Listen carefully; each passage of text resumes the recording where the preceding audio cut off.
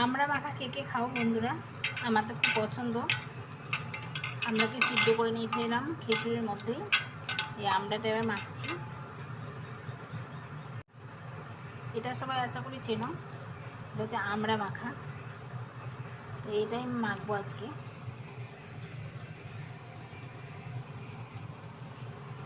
দারুণ লাগে খেতে।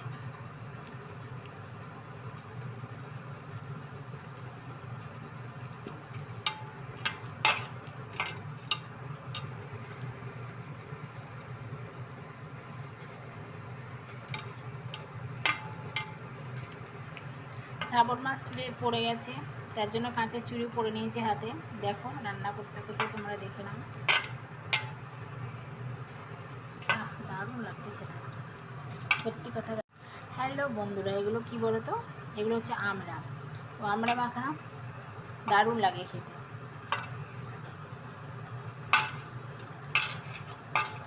কার কার পছন্দ এটা আমড়া মাখাটা?